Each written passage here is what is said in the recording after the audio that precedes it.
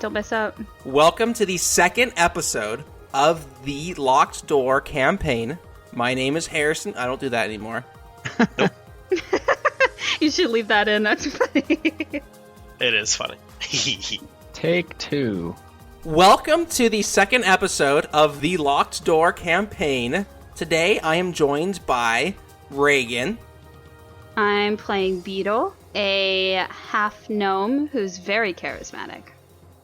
I'm also joined by Harrison Clark. Hey y'all, Reed Mossfeller here.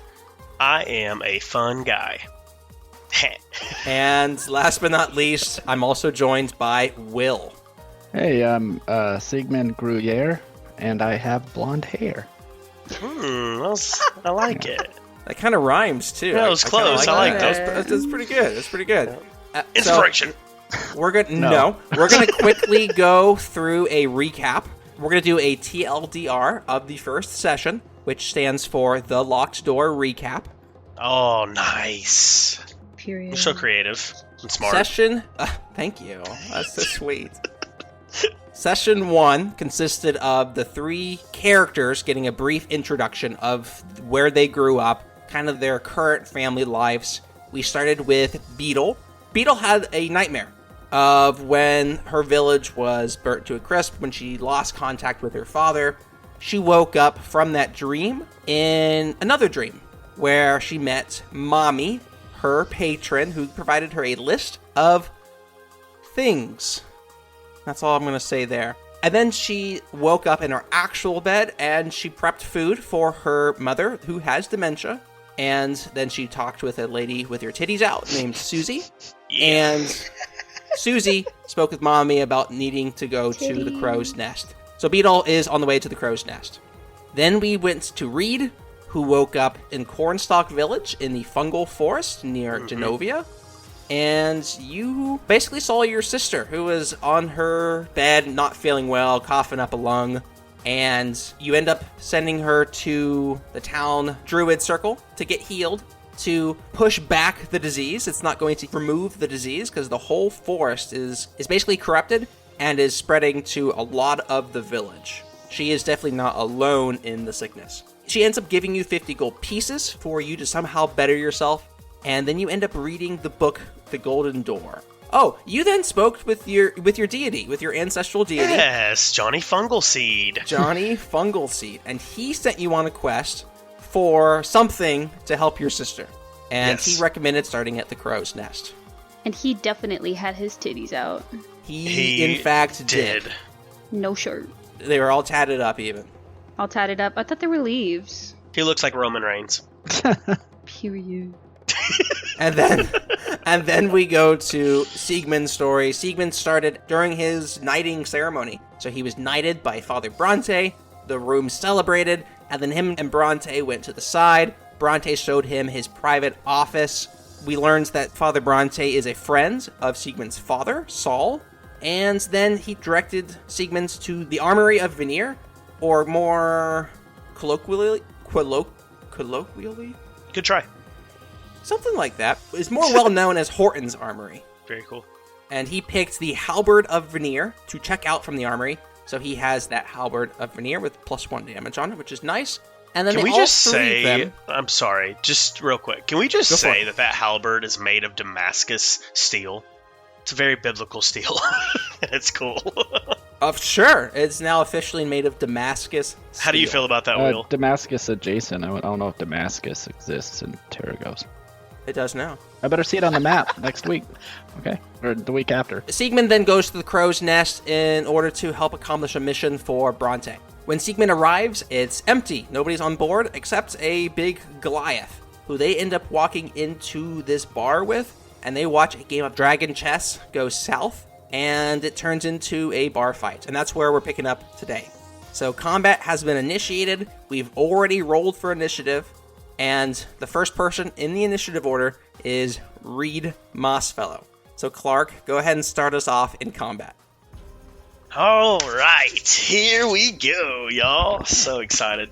All right, so Reed, upon seeing this scuffle about to break out, rolls over to this table right here and takes a seat, grabs a Can we say that there's a mug of beer on the table that Reed just Yeah. grabs and starts to drink? 100%, Cool. yes. That's absolutely what Reed's doing. And he will, what is it that I can do? I can, like, prepare a reaction, something like that? Yeah, you can ready an action.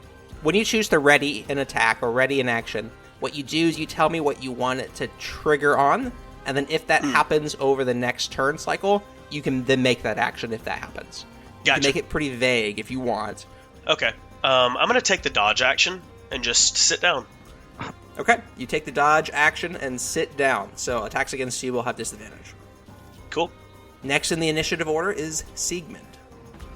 Okay, well, Sigmund probably didn't intend to want to, like, kill anybody, so he's probably just going to want to knock him out if he can, since we're in the town, so he's not going to take out his weapon. Lame. He's going to try to use his... I bet. But he's gonna use his fists. So, the orc right here, because this is me, I'm wiggling, right by, it looks like another table. Is he within grabbing distance? I would say, like, if I wanted to just, like, kind of grab him and see if I could, like, throw him into the table.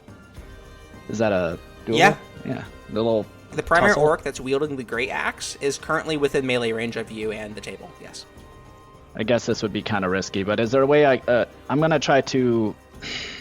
Because I don't want to kill the guy. That wouldn't be in character. I'm just going to try to, like, grab him and, like, slam him through the table. You can grapple him. Yeah, I'll try to do that. Yeah, okay. Let's go ahead and make a contested strength check. Sure. What does contested mean? Great question. Contested means both parties roll strength. They add their modifiers, the higher strength wins. All right. Period. Okay, well, we'll see how this goes. Please. All right, rolling. Oh, mother God. All right, no, I lost that one. I rolled a 5. And the main orc with the great axe, he rolled a 18. Okay. So as you run forward to just grab him and pull him onto the table, you are unsuccessful. He does not budge, and he just growls in your face. Piss face! You little pissy face boy. Actually, he's the one with the pissy leg, so... That's funny. You have terrible breath. You need to have a mint. It's disgusting. He is going to actually go ahead and grapple you back. Let's go ahead and make another contested strength check, and he's going to try to throw you on the table now. I rolled it's a 7. The orc rolls a 16, and so he grapples you, and he just lays on top of you on the table. And Getting freaky. he's just going to beat you. Like, he's punching you now, and he's going to make an attack roll against you with advantage. Ooh. Awesome. This orc that has grappled Siegmund on the table has a 15 to hit. That hits. Yep. That hits. He punches you in the face and deals 6 damage. He deals 6 damage to you with a punch in the face. Awesome. I have 25 health left, so... The other 2 orcs are going to take their action. The one that is closest to the table that you guys are on top of is going to make an attack roll with his mace. I'm gonna die. No, you're not. It's fine. With a 10 to hit. Does not hit. So it clinks on the armor, and the other guy's going to run up and attack you as well. The second guy is going to attack you with advantage. With a 12 to hit. Does not hit. So both of these maces, these orcs just walk up to you and just start hitting you, but they don't hit your face because it's getting punched. They just hit your armor and That's it doesn't do anything at all. Amazing. And- Trying to play whack-a-mole with the white boy. And we'll push to Gondor's turn. Gondor, this stoic little dwarf, the fiery red beard, is going to say, "All aboard the table!" And he's going to do a dog pile on top of the table, trying to push the top orc off of Siegmund. I love it. So he's going to make a strength check. I'm going to do like a DC 12 to see if he can push off the orc. In the meantime, Reese looks over across the table to this gentleman over here and says, "This human ale is weak, nothing like the mushroom tea that we have back at home," and just continues to drink. And Gondor jumps on the table, and with his natural one is not able to push anybody off the table. He ends up just not making the jump on top of the table with his short dwarven legs. He just ends up just a little hitting his waist on the table and is like knocked out of breath and falls over. He's That's just amazing. a little guy. Sigmund looks With over. their sick beard. My word. It is now Beetle's turn. Alright, so the orc that's punching Sig's face. Sigmund. Sigmund. I'm gonna blast him with Eldritch Blast. Okay. Oh no, we getting serious. So for attacking, I rolled a 13, but my overall is 18. Does 18 hit? 18 does hit. Period. And then I'm gonna roll damage. So I rolled a 2, but I have +3. So he's got 5 damage. I shoot it at his little face. Okay, he has taken 5 damage. I'm just gonna like Zerbird in his face, you know? Do you want to hop up on the table? Sure. That could be just your mean she's movement to get up on the table. on top of me? It's Because amazing. I'm on the table? Isn't that what would happen? You're in the middle of the table. The table is much bigger Much than just bigger. you. It's pretty big? Okay. Yeah. Can I it's pretty crawl big. underneath the table? Can that give You can them crawl under the disadvantage? And he won't have disadvantage because of it. Ooh, okay. You might get squished, though. Yeah. I'm gonna like... Wait, why did they have advantage? May I ask that? Because Siegmund is currently grappled. Ah, period. Okay. So, I'm gonna just like hop up on the table And then Zerbert in his face. and Zerbert in his face. He turns to you and he's just, little pipsqueak. Little piss squeak, actually.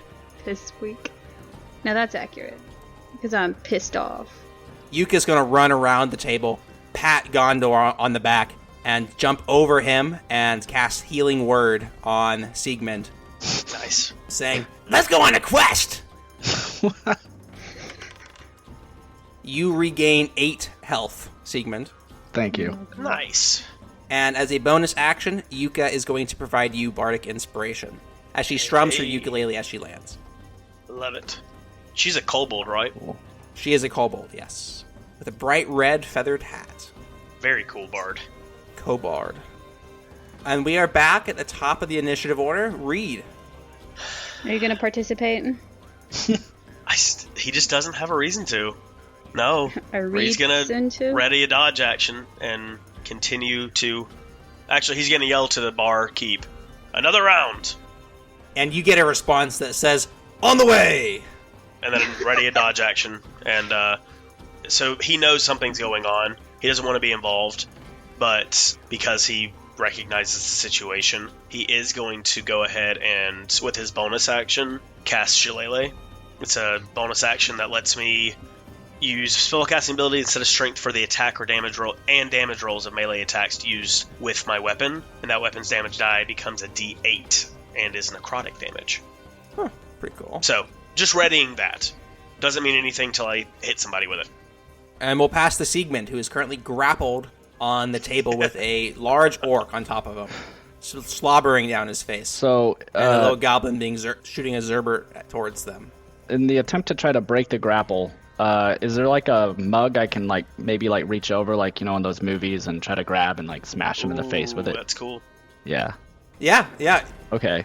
You grab a mug and go ahead and smash it on his face, and let's make a contested strength check again. Awesome. Are you mugging him? God, that's bad. Anyway, let me. Why? It's gonna be a bad day. Anyway, 8. Yeah.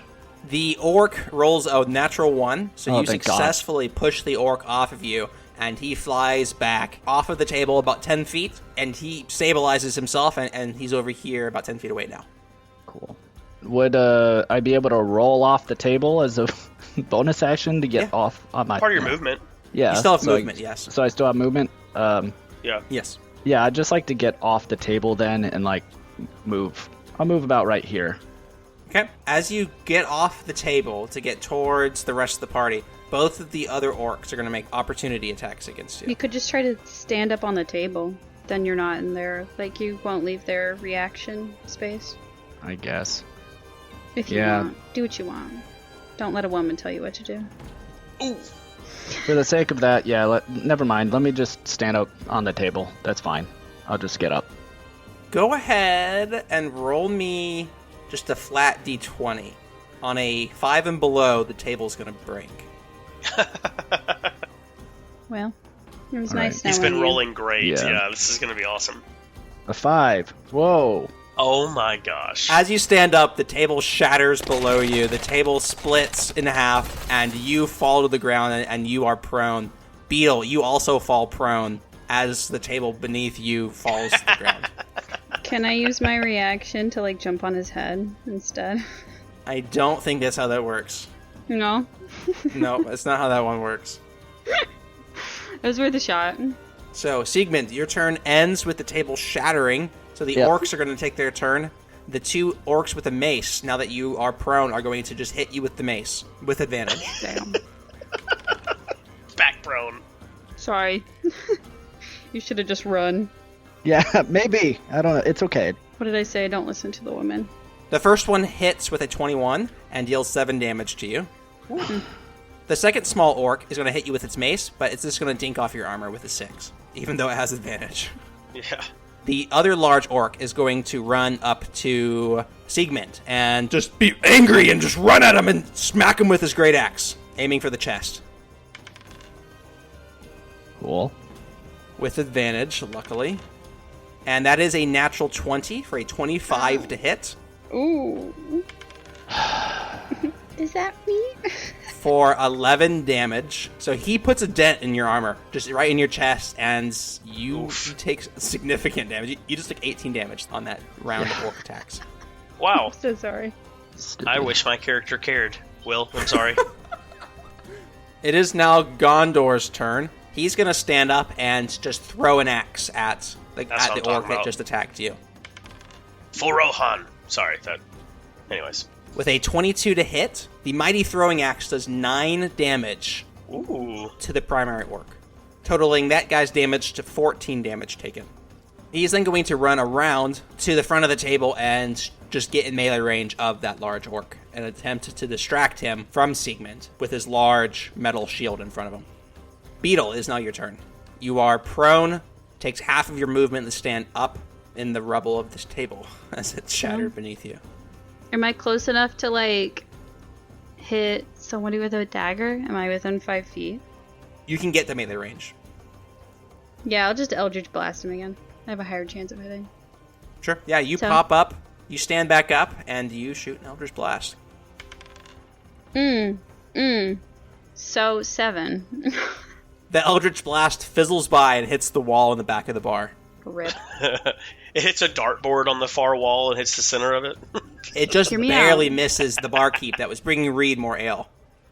And he turns to you and just like, oh, what? Stay in your fight. Or stay over there. Stay in your Not lane. over here. Hear me out. Gosh, goblins. This is a bar that belongs to you. Do I still have... You still have half of your movement, which is 10 feet, and you have a bonus action. I can cast one spell with the casting time of 1 bonus action. That is accurate. So can I hit him with a dagger too? Are you proficient in dagger? So, what are you asking currently? So you cast Eldritch Blast, which takes your action. It says that I can, in the bonus action section, we wrote cast one spell with casting time of bonus action. So which of your spells has a casting time of bonus action? Oh, period. You can cast those. I don't think you have any. Action, reaction, contraction. Yeah, no. I think they're all actions. I think they're all Hellish action. Rebuke One of them is a reaction. Is a reaction, yeah. Yeah, no, If you are proficient in daggers, daggers can be thrown as bonus action. I don't remember if I'm proficient in daggers. Out of box, warlocks are proficient in daggers. On your actual item called dagger in your inventory, it's a melee, light, finesse, thrown 2060. If you are proficient with daggers, you can throw daggers as a bonus action. You are proficient in daggers, so you can throw it as a Alright. bonus action. Very cool So feature. go ahead and make the attack roll. Ooh. So I'm gonna throw my dagger, and I rolled a 16, so 19. Does a 19 hit? Does a 19 hit? 19 does hit, yes. He's gonna get 5 damage. Carrying the party, I'm the tank. 19 damage taken total. Is he visibly bloody? He is visibly bloodied at this point, yes. The dagger sticks in his chest, and blood is spewing out now. Ooh. Oh, That sounds oh like a there, him that little problem. goblin. It sounds like a him problem. He should have just been not such a sore loser, and then he wouldn't be sore. Anyways, sorry. I'm done with my turn. Yuka is going to run around the outside of the table, make a little space between him and the large orc, and do a vicious mockery. You can't go on a quest! Such a cool spell. And the orc needs to make a saving throw. 11, which does not save, so Yuka deals 7 damage to this orc, which is enough to knock him unconscious. Period. Do we have to say whether or not we're killing someone versus, like, beating them unconscious? The default is you are killing them. If you're attempting to do non-lethal damage, you should tell me that in general. If you didn't tell me it was non-lethal and we say we killed him, you can say, oh, I meant non-lethal, that's fine. It's not like I'm going to hold you to something that you said. Okay. Or didn't say. It's ultimately whatever your character would have wanted to do. So, in this case, Yuka knocks him out, and he falls back and falls to the ground. Yuka ends her turn there. The barkeep is now acting as the layer action. The barkeep arrives to you, Reed, with your extra ale. Reed downs it immediately. I mean, chug. Straight up gone. Another table gone? What is this? Why do they keep fighting? Who knows? Another round. And Reed, it's your turn. Alright. Barkeep, I said another round. And Reed stands up to go to the bar and realizes that, oh, this human ale is not so weak, and thus begins to stumbling towards the bar and gets within 5 feet and walk away from him towards the bar. That orc will go ahead and make a reaction to swing his mace at you with a 12 to hit. Alright, and that does not hit. It clinks off your shield. So Reed, angered by the clink off of his shield, turns and Thunder Waves. Okay. So what Thunder Wave does is it's a first level spell. Each creature within a 15-foot cube originating from you must make a Constitution saving throw. So I'm going to cast it this way. Okay. But 15 feet is about that much, realistically. And I would assume it would still hit Siegmund. Yeah, I'm thinking it hits Siegmund and then the 2 live orcs. Yes, so I'm Thunder Waving. Sorry, Siegmund. Oh, boy. And, again, he's drunk. And going to try to knock these guys on their butt. So, Constitution saving throw, please. The orcs roll a 10 and a 4. Spellcasting DC is 12. So a 10 and a 4 are not saves. So they both... Okay. What are the effects of Thunder Wave? Don't I have to roll as well? So the effects of it, you need to roll a Constitution saving throw too. Yeah. Pray that you... Hey, let's go. So he succeeds. On a failed save, a creature takes 2d8 thunder damage and is pushed 10 feet away from you. On a successful save, that creature takes half as much damage and isn't pushed. So I'm going to roll my damage. Just laying on the ground. And that is 5 damage, and both of the orcs are pushed away. So it's going to be, what, 3 damage for Siegmund? Yes. So Reed does this and basically claps his hands together like Hulk. And those 2 orcs, they get pushed away from the fight towards the stairs, and they begin to turn around and look at each other and just kind of drool a little bit, and they begin to start sprinting out of the building. So unless somebody is going to prevent them from doing so, they're going to disengage. Okay. I'm still laying on the ground, so I'm pretty beat up. The big one is lying on the ground, knocked out. I'm not going to do anything. I guess we'll just let them. I'm like, why bother? So the 2 smaller orcs, they run north out of the bar, and the large orc is just dazed on the ground. And Gondor walks up to Siegmund and reaches his hand out to help him out of the table. Siegmund grabs his hand and kind of yanks himself up, and he's just like, well, I've had better days. That guy was a little tougher than I thought. Anyway. Me too. Well, I guess we'll have to go back to the armory later and get this ding. Basically, get my armor fixed. I see there's like a little looks dent good on in you, it. though. Yeah, no, I really like it. So next time maybe I'll have to be a little bit more stern. He caught me off guard, and Anywho, thanks for the help. Yeah, my name's Gondor Lava Shield. Nice to meet you guys. Nice to meet you too, sir. And then Yuka walks up and kind of pushes by his leg and says, "Do you guys want to go on a quest? We have quests at the Crow's Nest, and we're looking for some people to go on the quests." Reed approaches Yuka, and you know of the Crow's Nest? Take me there. "Oh, yes! Let's go, big fellow!" As she's just looking like straight up at you. Thank you, tiny lizard. "Yes, let's go! Oh, and you two! You'll need some assistance! Come on, let's go to get a quest!" Alright. And Gondor pops his shield sideways and gestures for Beetle to hop on. That's awesome. Period. I'm gonna, do a little hoppity onto his shield. Nobody wants to check his pockets real quick while he's unconscious? No? I guess Sigmund doesn't, for sure. Sigmund just kind of gets up and cracks his back and twists a little bit, and he's just like, "Oh boy, this has been a great start to a day." The table broke, so a lot of beer went all over him, so he's kind of just trying to wipe off all the stench, but he can't. Feel free to look, I guess. He was a transgressor, so if you want, but all yours, man. And I just kind of walk over and don't take anything from him. I'm not really interested in Well, you should get your money whatever back. he had. Oh, that's true. The money. You might as well. I got my butt kicked for it. Gondor Fair reaches enough. down into his pocket and grabs out the 10 gold pieces that's rightfully Beetle's. Yeah. And he hands them to Beetle, and he says, "This is for you, girl. You deserve this. You earned this." I'm gonna take the 10 gold pieces and go. You're so right. Let's go to the Crow's Nest. Let's go, guys. All out. The Crow's Nest Express. Waddled away. Alright, let's go.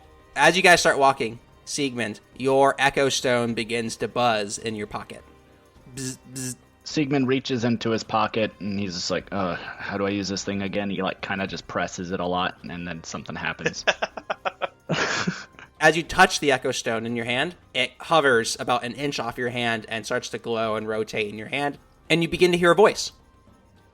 Sigmund, it's Father Bronte. Can you hear me? Yes, Father. How are you? I'm good. I know we had this discussion about the mission. I just wanted to... If you guys aren't familiar with the Tides of Terragos podcast, the Echo Stone is kind of like a sending stone, and it basically functions as a speaker phone only phone. Is it on speaker right now? Can everybody else It is on hear? speaker right now. Okay, gotcha. Doesn't it just go to, one other, Echo Stone? I could be wrong. This realm Echo Stone is made up. It's a homebrew item. They go to any other Echo Stone. Period. You have to know that person has an Echo Stone for it to work. That's the only people that you can call. It's people that you know have Echo Stones. Yeah.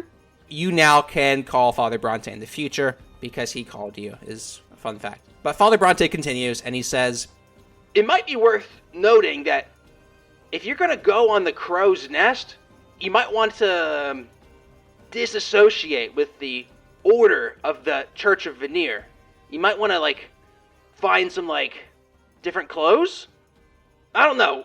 Maybe not be as, your chivalry and your bravado might need to just tone down just a notch, Are you asking him to strip? Is this a test? I'm quite proud of this armor that's needs a little bit of a fixin', but you want me to change out of this? What am I supposed to wear? Maybe just to wear something over top. So that, so that in case you have to do something that is more, dire, you don't bring ill will on the church. I mean... Here. Reed has an overcoat that I was going to throw on him. Who could possibly have ill will towards the church? It's wonderful, right? That's crazy. It is. It is wonderful. It is wonderful, but it's also, we don't want something that you do to reflect poorly on the church. Oh, I understand. Yeah, if I make a misjudgment, a bad call. I understand. Yeah. Nothing on Veneer himself. Okay. Nothing on Veneer himself. Of course not. Oh, and it sounds like your friends gave you an overcoat, so you'll be good to go. Yes. I'm gonna lean over to the dwarf and I'm gonna say, is his rock telling him to cover up? Seems kind of insensitive. It does seem kind of insensitive. You're kind of right. And Father Bronte goes ahead and says, That's actually all I wanted to call you about. It was quick and easy. I'll let you go unless you have something for me. No, I'll call you if I come up with something. So. Sounds good. Safe travels. Click. Is there like a click sound when he just hangs up, or a certain little noise jingle? There's like a little humming noise the whole time it's on, and then you hear the noise dissipate, like, quickly. Boop boop. By the way, that overcoat is borderline damp. Like, it's wet almost. I have beer all over me because I got smashed through a table. I don't think I'm worried about it. Just a heads up. It's got mushrooms on it. Oh, okay. Well. Quickly, I would like everybody all three of you to roll perception for me really quick. Okay. All right. I got a 22. I almost got a 19, but I got a 3. Oh, I rolled a 13. Oh, I see. I could use that during the fight. Anyway, 13. It's fine. With a 22, Reed, you see or you notice a small goblin sneaking on board the crow's nest through the windows. Okay. But you guys go ahead, and I assume Siegmund is following along. Beetle on Gondor Lava Shield's shield. You guys all head to the crow's nest. All right. And he waddled away. Oh. Waddle, waddle, waddle. And I limp all the way over there because I'm hurt. Just. Gondor says, all aboard the Crow's Nest Express. Come on. Weiss, that image for the goblin is cruel. That's a hair cruel. Why isn't he I was Not like, Dobby, is it my sir. goblin? Not Dobby. Not Dobby. Literally Harry Potter grasping Dobby on his deathbed. Like, ugh. Music change. So as you guys reapproach this ghostly vessel, you guys walk along the plank to board the ship. And one of the key distinguishing factors you see at the entrance of the ship is this bloody red trail Interesting. that leads from the plank all the way to the desk on the left-hand side.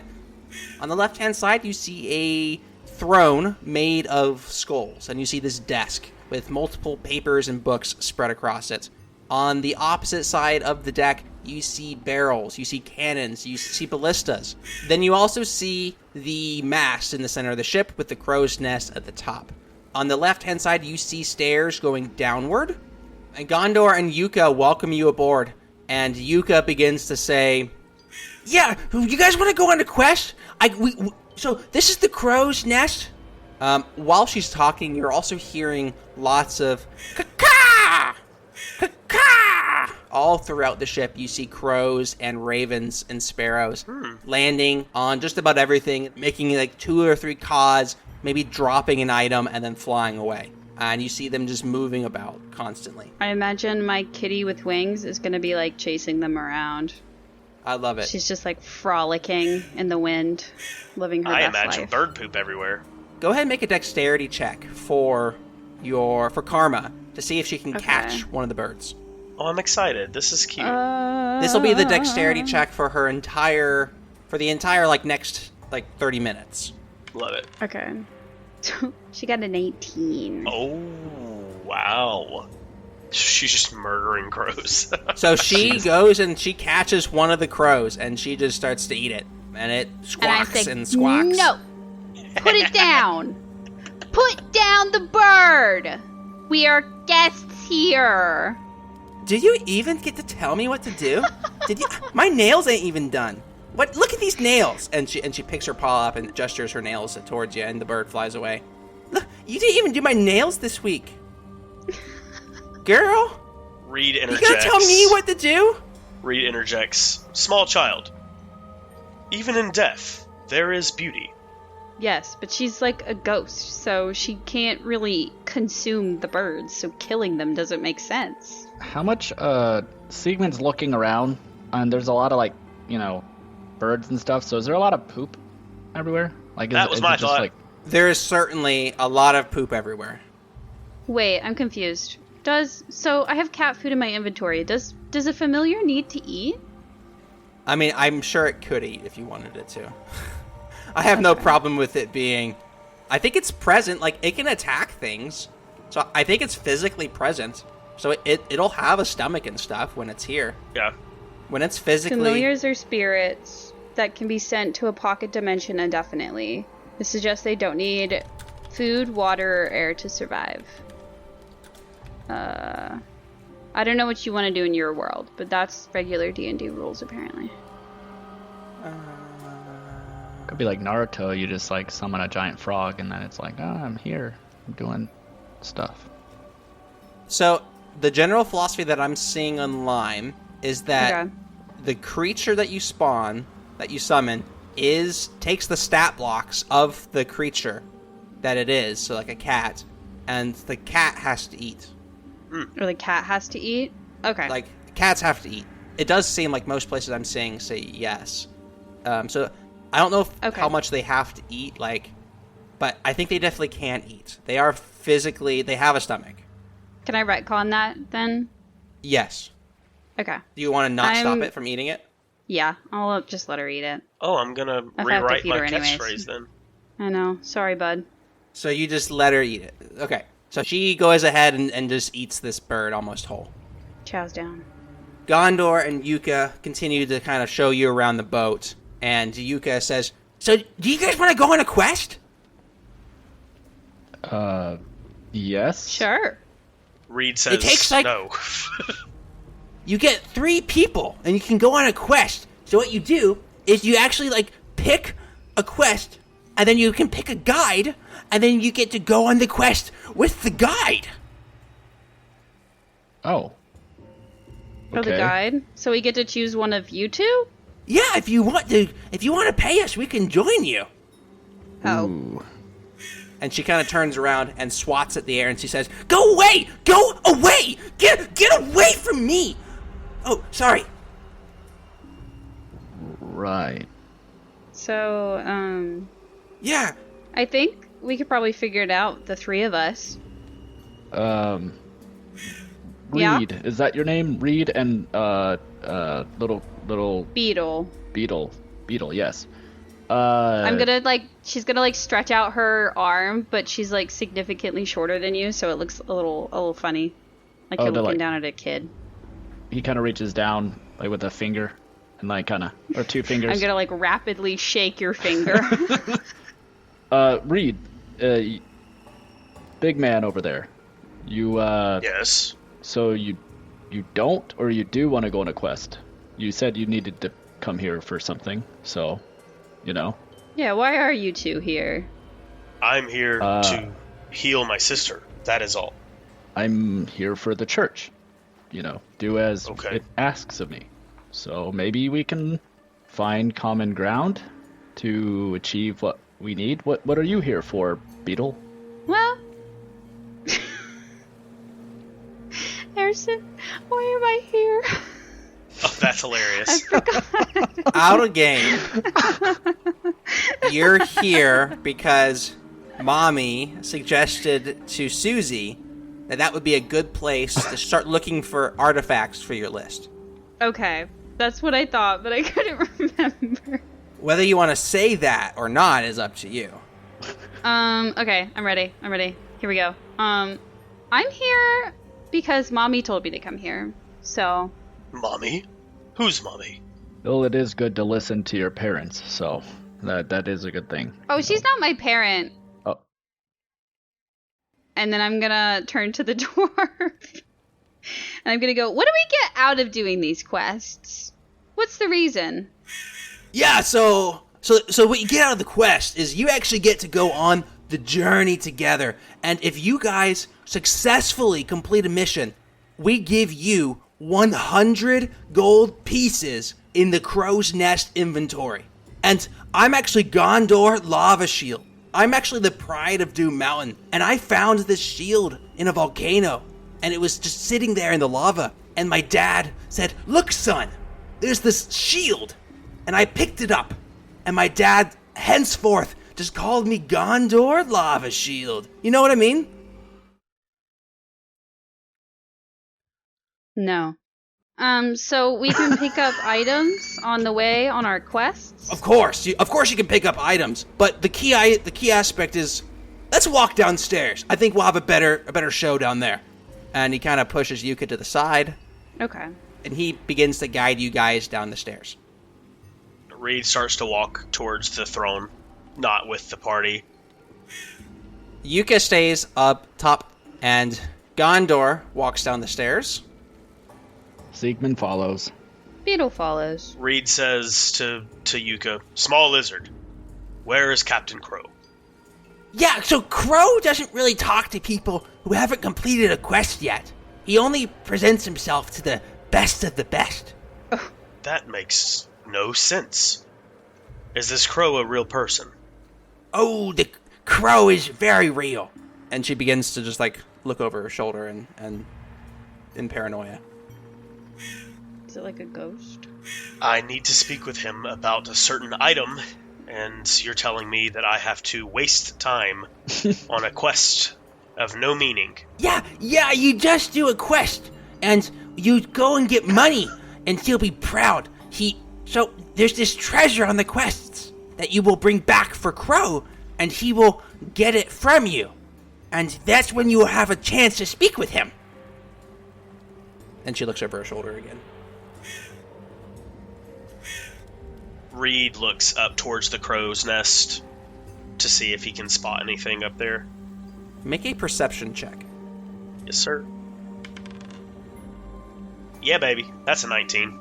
With a 19, you do not notice anything in the crow's nest. You see a couple crows up there, but nothing out of the ordinary. However, you do see movement underneath the captain's desk on the left-hand side of the main deck. Oh, See movement. Okay. That's the throne room that over here Yes. that you mentioned earlier? Okay. Small lizard, what is that? Look under the desk. Oh, that's just dead. Dead? And a goblin kind of pops his head out, and he kind of, Hi, you weren't supposed to see me. Yuka beckons him over, and Dead runs over. Mission accomplished, Yuka? And Yuka nods her head, and he says, do you have another mission for me? Oh, and then I also grabbed a couple new artifacts. And then he spreads his legs, and he reaches up and grabs out a long katana of virtue, and he hands it to Yuka. Oh.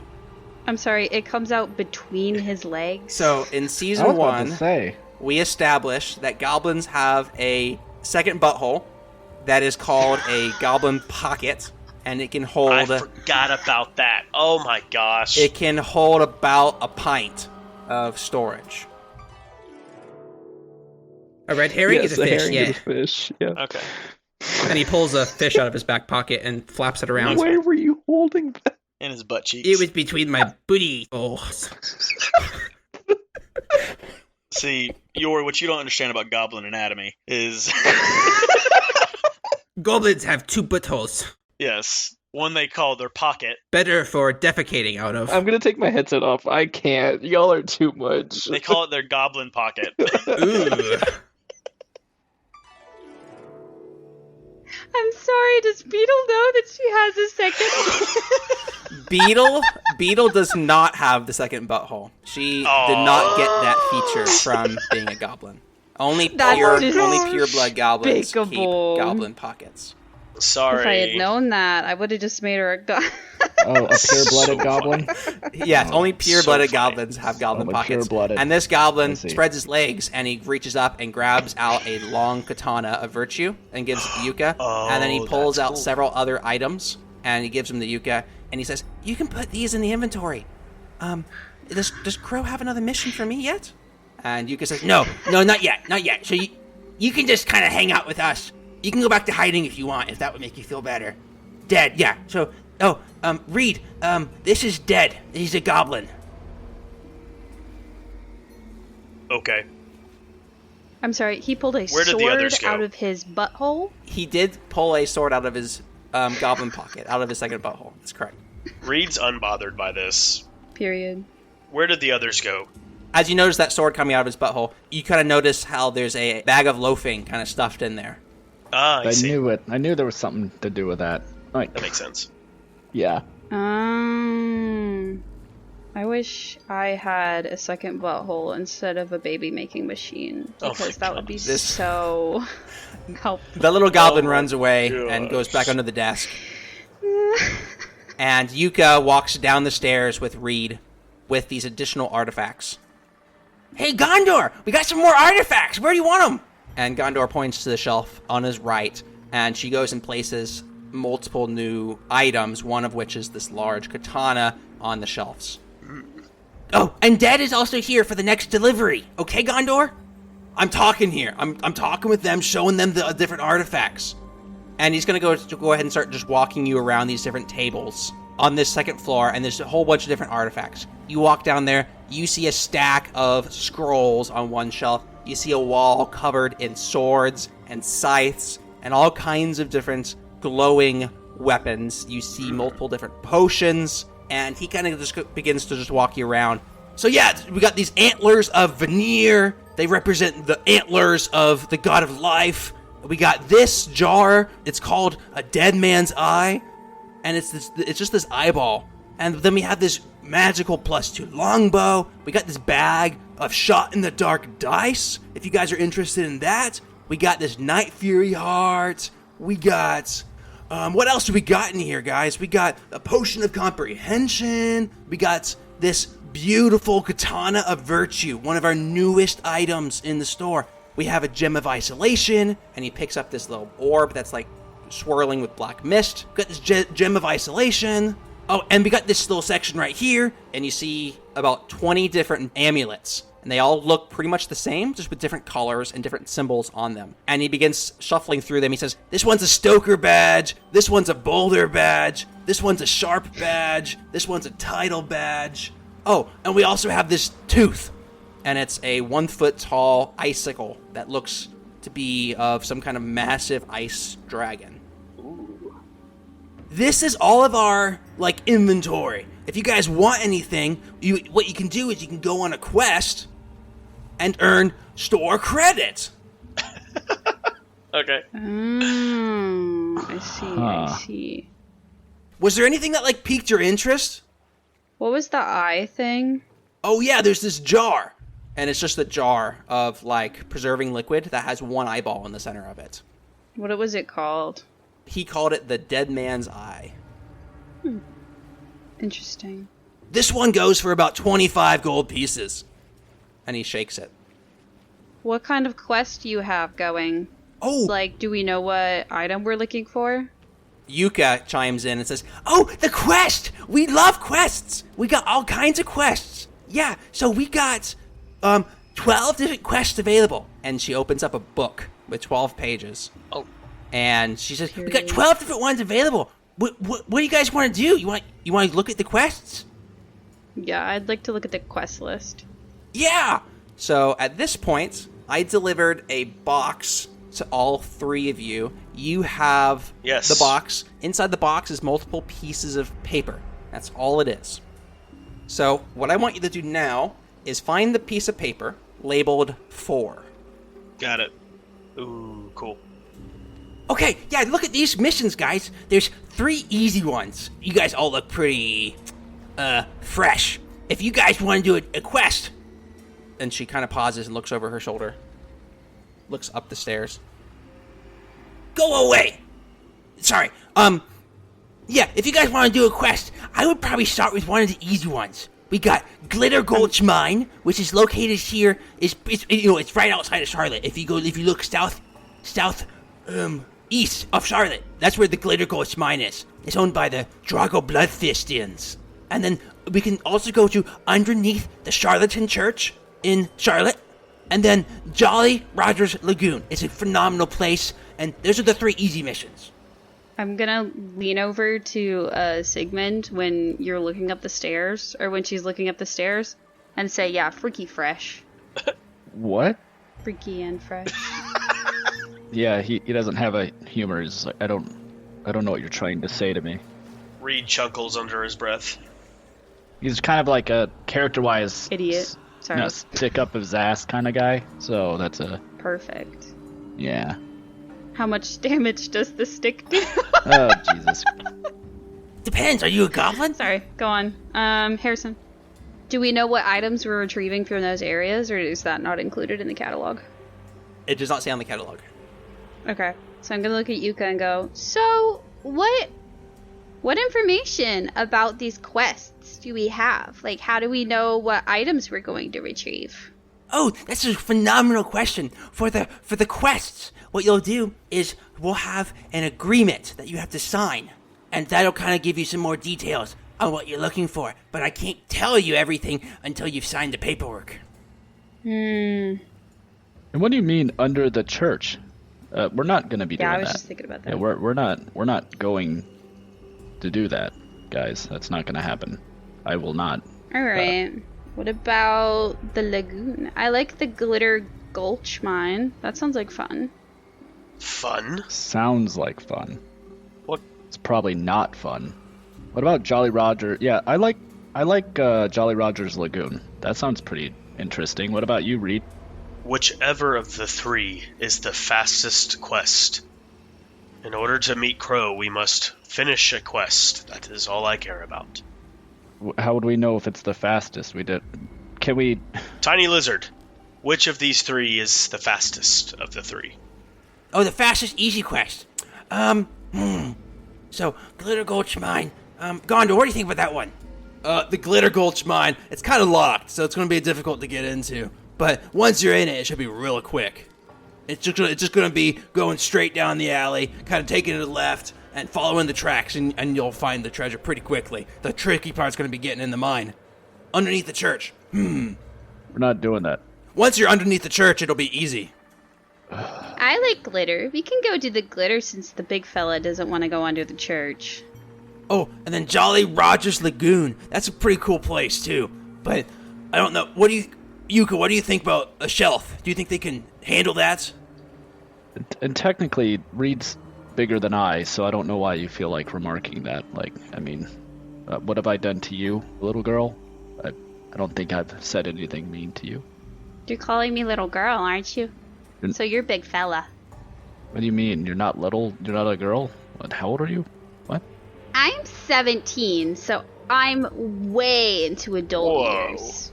Impossible. You are yet a small child. No. That's what I said. Goblins mature at the age of 8. So, really, You don't. I'm you don't in look my full goblin. I see that. What else are you? You don't look full goblin to me. I'm also gnome, and they don't mature till they're 40. So we're not really sure what part, but I'm pretty big for my age. I haven't grown in a couple years, so... Was it your father or mother that was a goblin? My father was a goblin. Why do you care? Just saying. Just wondering. That's all. Just curious. Anywho, we're not doing the church. So, glitter or Glitter? lagoon? Glitter sounds fun. What do you think, bigger fella? I have no opinion on such things. They said glitter would be fastest, and you want to get back here, right? Then on to the glitter. Okay. Small Lizard. Glitter it is. What's this about a vampire? You mean one of the Sinister Six? Or you mean the Joe the Inexorable? Okay, well, yeah, the Sinister Six. Like, what exactly is the deal with that, then? Oh, so some of our other missions, in case... Oh, Reed, I don't think I showed you the other ones. There's with Jocko Felgrim, there's Inside the All Mountain, there's with Mormir Blood Moon, there's Cornstalk Village Archives, there's the Temple of the Northern Tundra, there's the Sinister Six of Svartalheim, there's with Joe the Inexorable, and the Charlatan Election. Then there's also the Azkaban Prison Heist. And then the last one, Inside the SS Lord Darius. You want to go on a quest?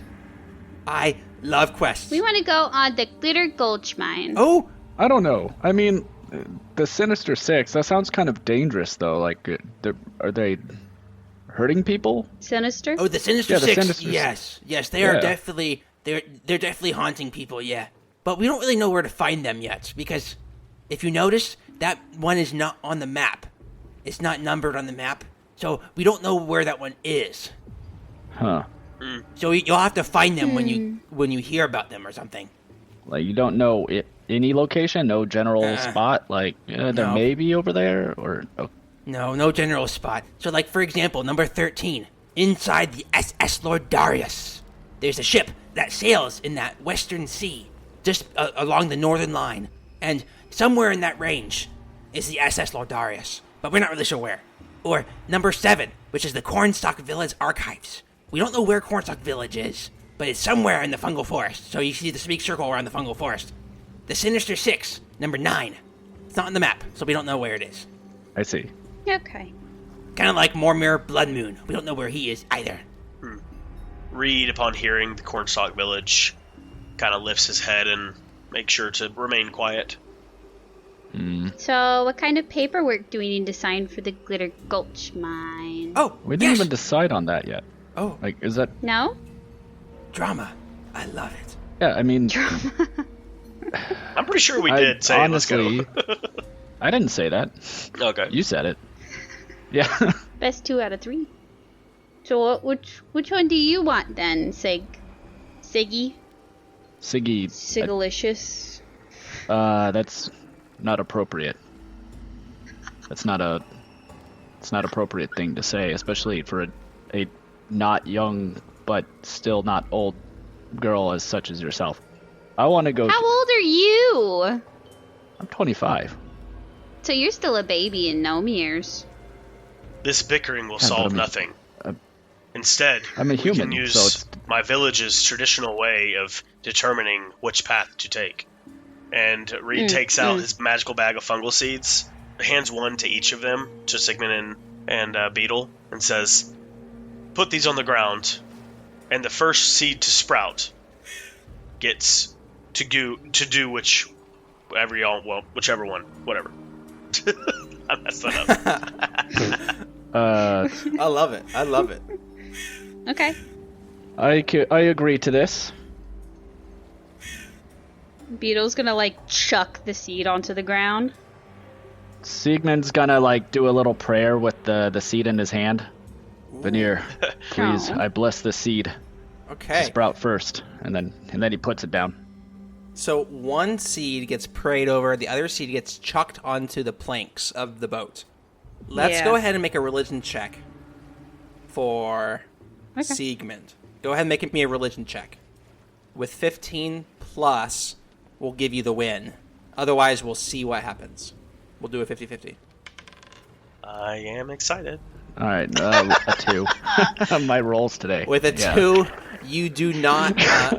Veneer just somehow doesn't catch that prayer. It So just you doesn't guys relay need at to all. just do a. Go ahead and make an initiative roll for me. Let's see which seed. Not initiative. Just nope. Just D20. do regular D20s rolls. 10. I also got 10. Oh my gosh. Go again. Alright. Come on, roll above a 10 Two for more once. seeds are... I'm just It's kidding. okay. 12. Yeah, whoop-de-doo. All right. So I think you won because I got a natural 1. Oh, okay. So Sigmund, you win this little game, and you can assert that you want to do which mission? I look down. Veneer answered my prayer. That is good. Anyway, Finally. gee. And I'm just saying, he answers it more often than you think. Okay, Choose, Metal Man. Let's try the lagoon. We're going to the lagoon. Let's go then. And Beetle's gonna start walking out and then turn around and go, wait. We don't know where we're going. Where's the paperwork? And that's where we're going to end the episode. This is the outro. Thanks for listening. This is Beetle. Join us on Patreon, or if you want any additional content, or to view future sessions before they release. You can find us anywhere that you'd find any normal podcast, whatever a podcast is. If you are watching on YouTube, please like and subscribe because I'm so cute.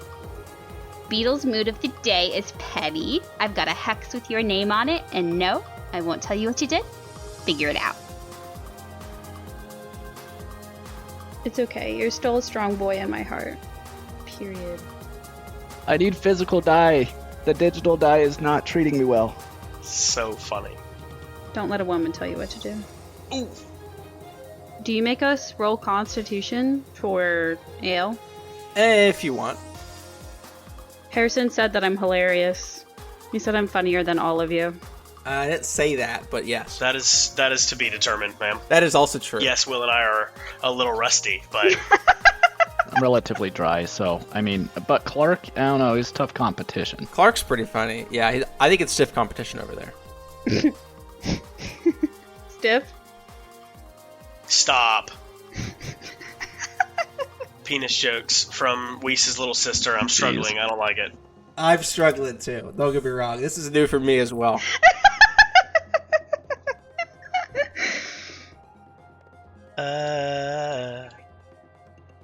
What? Dobby dies? That's crazy. Spoilers. He spreads his legs. Captain Crunch. Drama. I love it. Mommy, mommy, mommy, mommy, mommy.